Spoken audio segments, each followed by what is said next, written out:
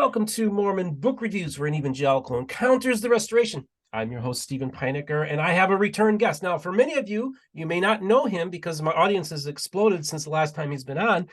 But my friend here, his name is Chris Jensen, and he wrote the book, Obscure Mormon Doctrine, Uncommon Beliefs of the Church of Jesus Christ of Latter-day Saints.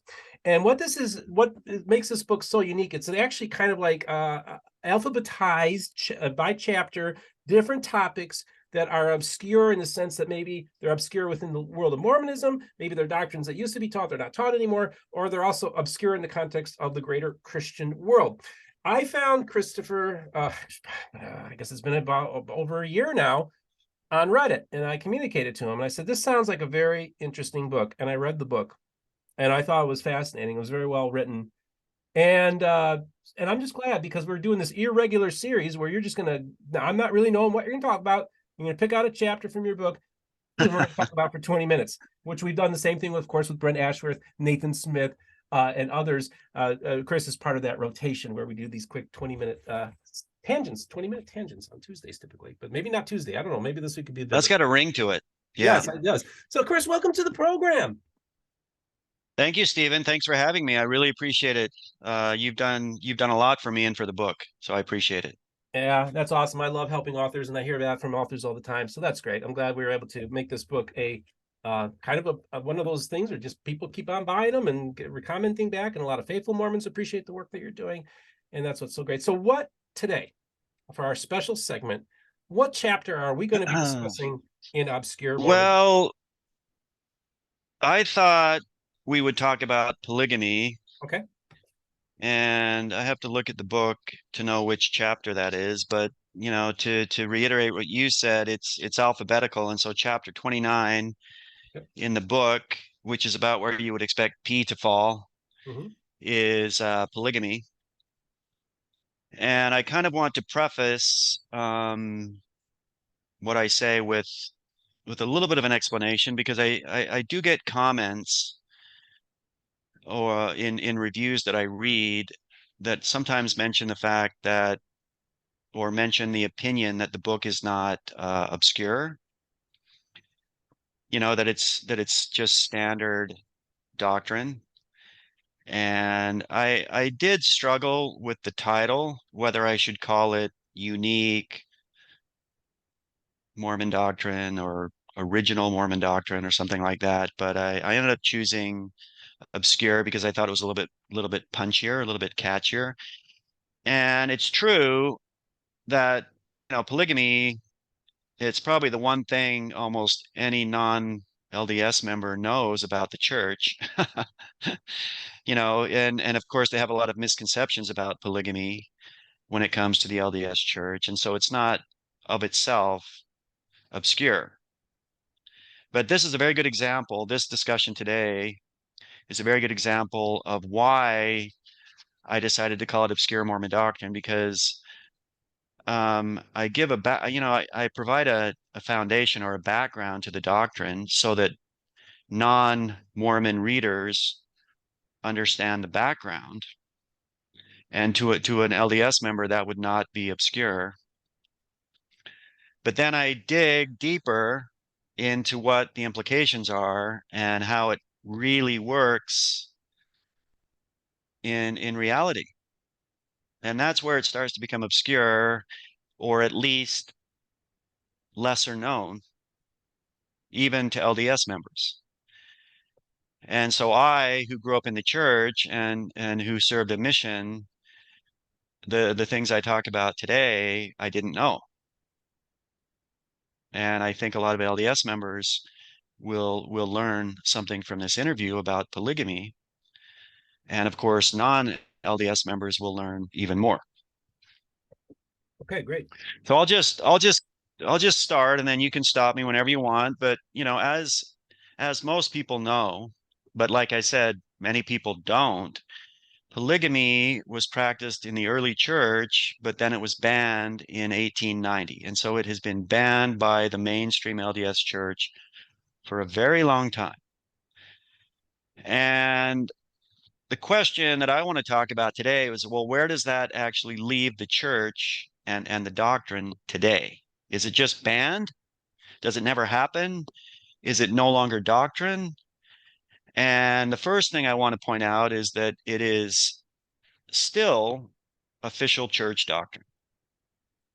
Um, nobody really just comes out and says that, but I would venture to guess virtually any LDS member would, if you press them, they would say, yeah, it's probably still official church doctrine, but suspended. And whether it's suspended forever or for now, nobody knows. That's my position.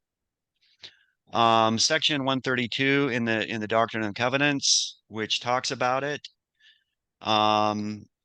is still part of the Doctrine and Covenants. It has not been removed, which I think is important. And so it's still present in current LDS scripture. And I would say most members, if you ask them, they would say, well, eternally, there's a pretty good chance that polygamy will be resumed. It's something, for obvious reasons, people don't want to talk about, especially women. But that's the fact that it's there. It's currently banned, and the church finesses the point. And a very good example of how the church finesses the point, and I talk about it in the book, is this, a very authoritative source of doctrine, Gospel Topics essays that were put out by the leadership of the church to confront controversial points of doctrine and get ahead of the discussion. And there's a quote in there in the one on called Plural Marriage in Kirtland and Nauvoo. And there's a quote in there that I quote that it says, Latter-day Saints believe that monogamy, the marriage of one man and one woman, is the Lord's, and then I emphasize, standing law of marriage, which means current.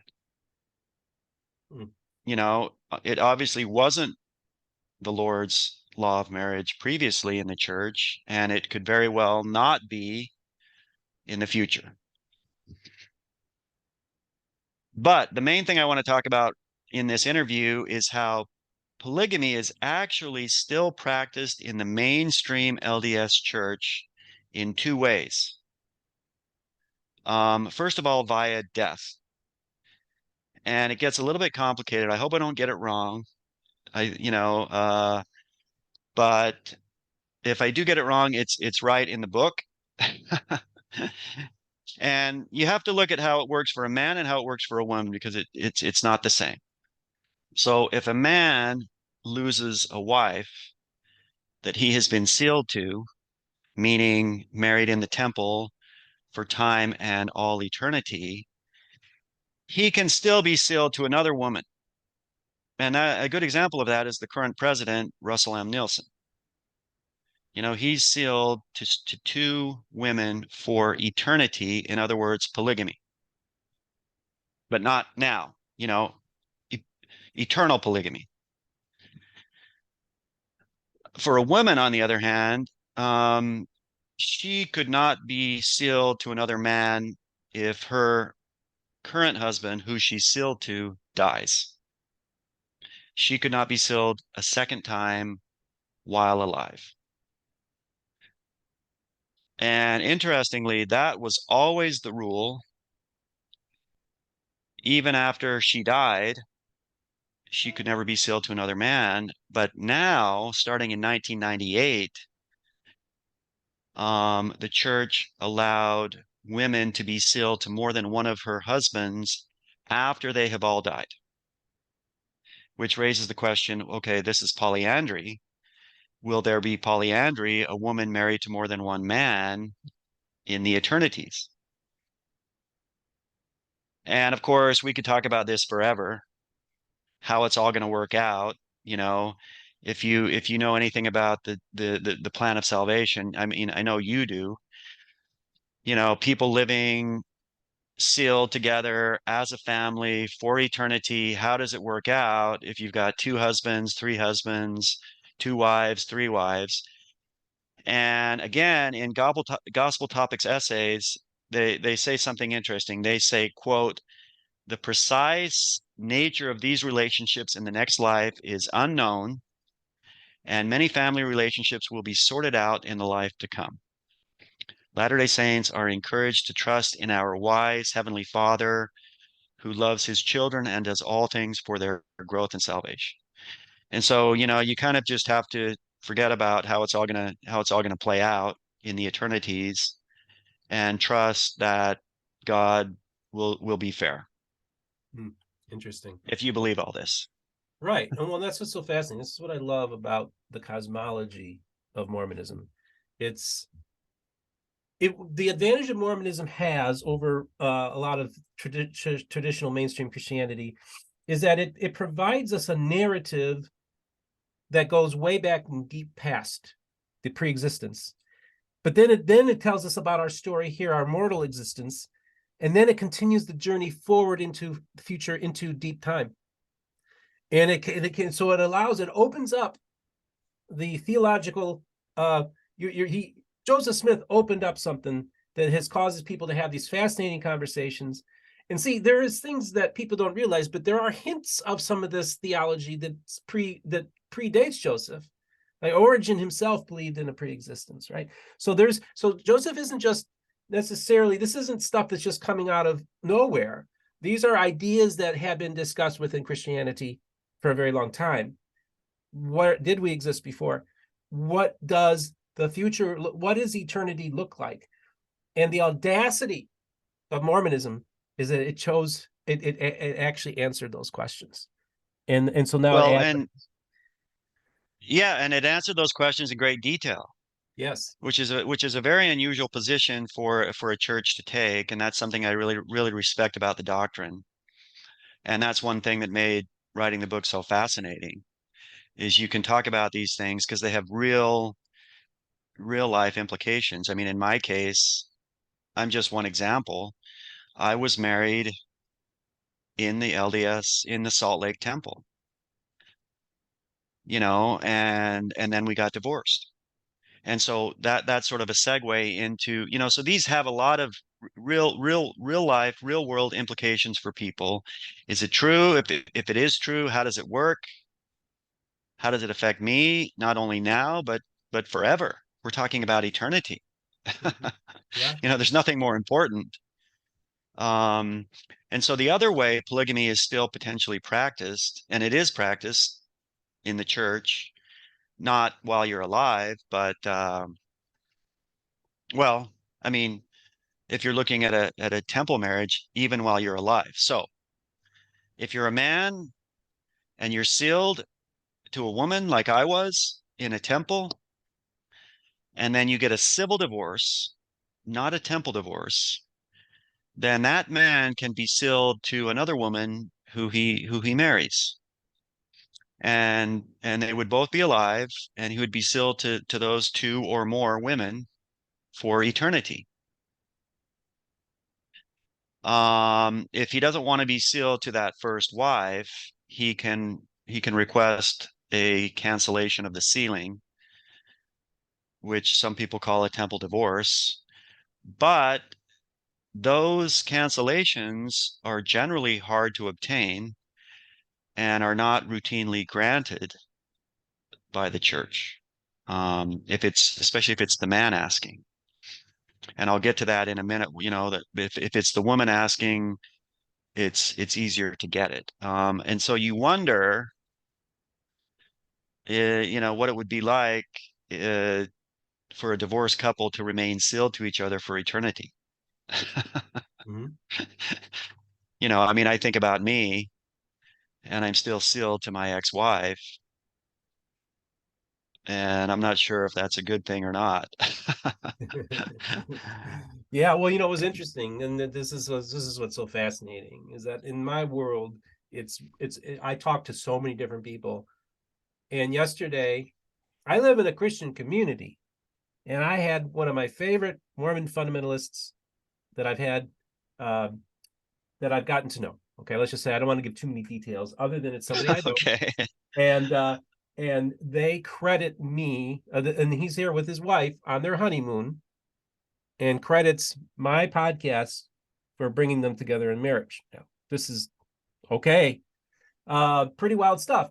But what was so fascinating is as I was having these conversations with them, and they were telling us about their past, and they had previous marriages, he's divorced, all this kind of stuff, is um, how many people who decided to practice the principle were still members of the mainline Church of Jesus Christ of Latter-day Saints when they made the decision they're going to practice the principle. They did not Yeah. leave the church. And as a matter of fact, I'm told with my connections in the polygamous community, there are many, many these groups that have regular members of the Church of Jesus Christ of Latter-day Saints also attend their services. So what's so fascinating is that, a lot of people would think that, oh, it's just these fundamentalists, and people don't realize that there's many, many people that also appear to be at least sympathetic to the practice and perhaps are considering doing it, and others who have, and then maybe many of them eventually do end up leaving or get excommunicated, and they practice the principle that way. So that's the key thing, like you said, a long time ago, 1890, but yet in many ways it's probably being practiced on a larger, there's probably more people as a percentage of people in Utah practicing polygamy now than it did in the 19th century. Well, yeah, I mean, I think we have to be very careful here that Yeah, we don't perpetuate the misconception that the mainstream LDS church allows people to remain members while practicing that's polygamy. right. That would be And grounds for they conviction. don't. Yep, And that's the right. only way you could do what you're talking about is if you never divulge the Right, fact to your bishop right. that you're practicing polygamy, and of course that's a lie, Yeah, because you would be obligated to confess that, and then you would be immediately excommunicated right. from the church. Yeah, So people need to understand that you cannot be a mainstream member of the LDS church, a member of the mainstream LDS church while practicing polygamy. right. Yep, exactly. And so, Even if people do it, they're breaking the rule. yep, They're not being honest. Yeah, yep, yeah. and yeah, that's very true. And I think is where it's really interesting because I'm friends with Carolyn Pearson, and she wrote the book The Ghosts of Eternal Polygamy, and we're actually going to be delving into the topic of polygamy as well on the show. So it's important that I include all these voices. So this is what I do: is I have people on my show that don't believe that Joseph Smith practiced polygamy. I have people on my show that believe that Joseph did practice polygamy. I have people who firmly believe that are members of the mainstream LDS Church. I would be talking about, like, for instance, the Joseph Smith Foundation. My interactions with them, they firmly defend the practice and believe that it was of God. And then I have other people who were more progressive oriented, like Carolyn, who are bothered by the practice, right? So we have all these different perspectives on the practice that's going on and the conversation. Again, another example of Joseph and this restoration engaging topics and subjects that could be taboo, that's things you don't do. He was not afraid to go there. And that's what No, makes no, not at restoration all. so fascinating. Yeah, and again, I think it's very commendable that he took positions. You know, he took controversial positions, but he took them, and he stood by them.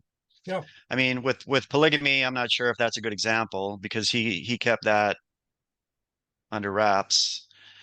But that aside, he did take a lot of positions, and had the courage to publicly take them and defend them. Mm-hmm. Um, so, but what my point here is, it's fascinating that even if you're a devout, observing LDS member, you can practice polygamy Yep.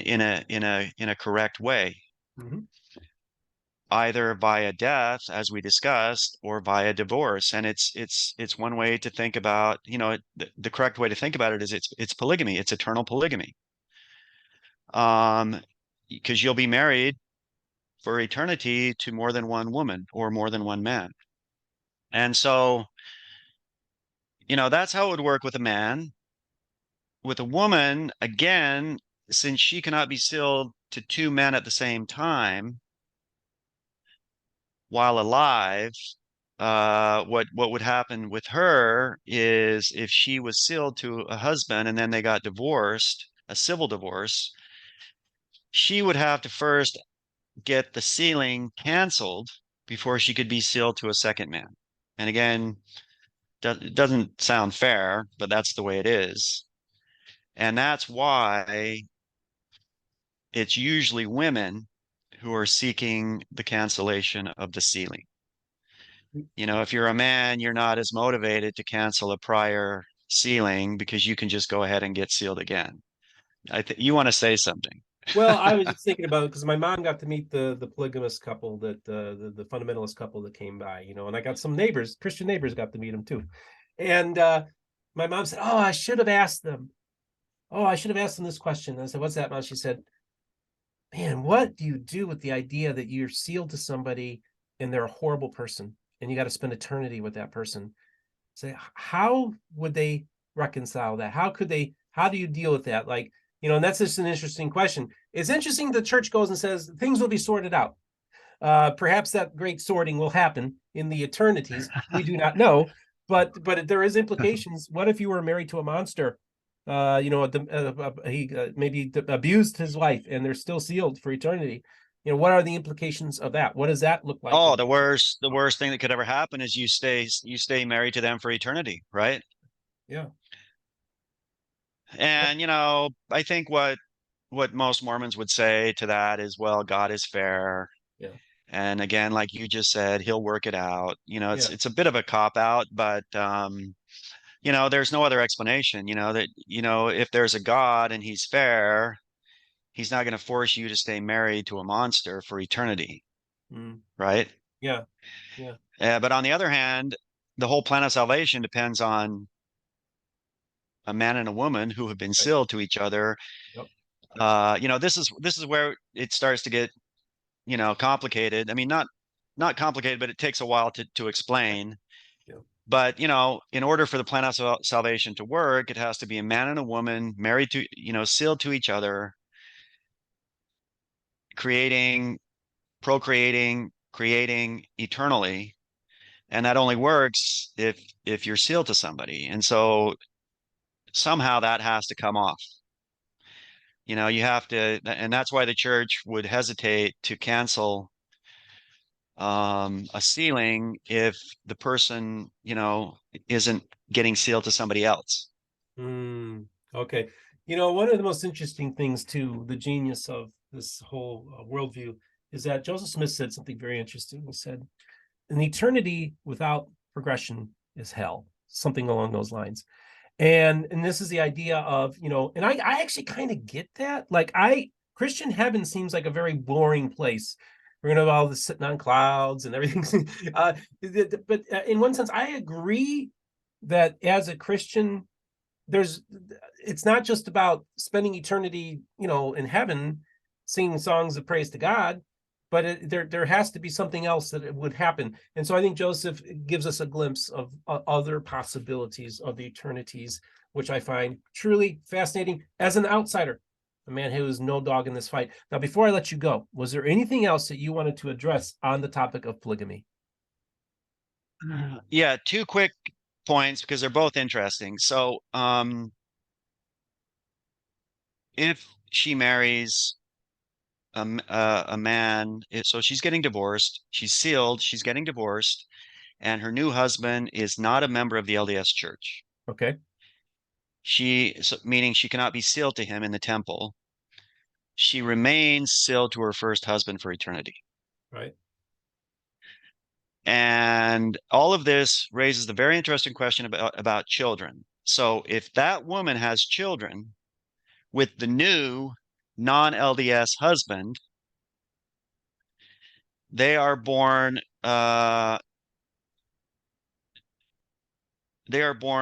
what is called, quote, in the covenant, Mhm. meaning they are automatically sealed from birth to the first husband Okay. for eternity, because when she gave birth to these children, she was sealed to the first husband. Okay. And they automatically are sealed to him.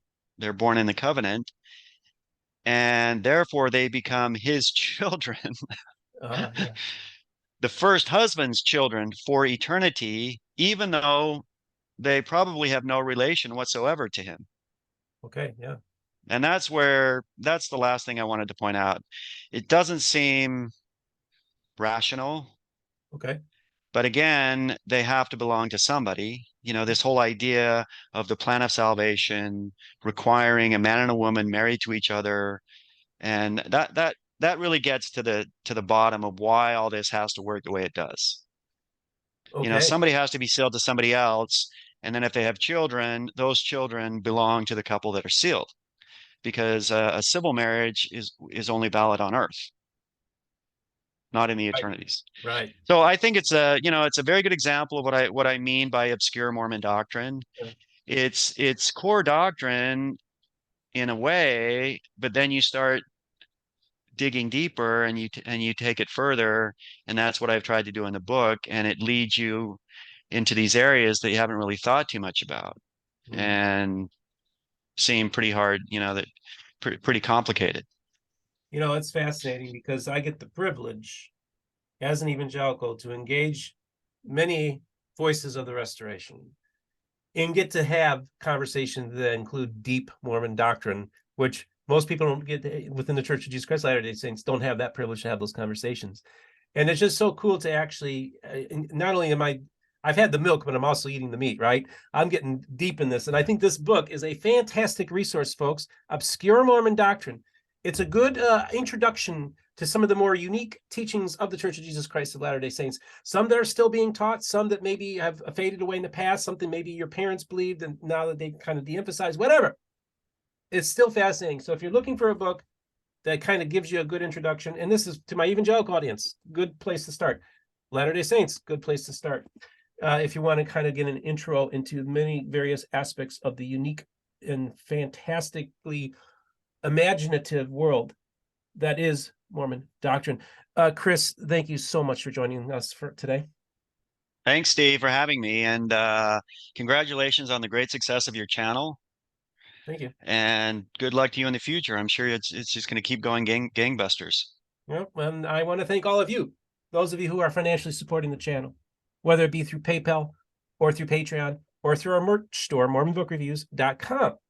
I want to thank you for supporting the channel, and I want to thank everybody for the great feedback. I'd like for you to leave comments and let us know, what did you think about this episode, and maybe you can give us some ideas of obscure Mormon doctrine that you would like for us to cover that may or may not be in this book. You never know. Either way, folks, I just want to remind you the most important thing is all the voices of the restoration will be heard here on Mormon Book Reviews.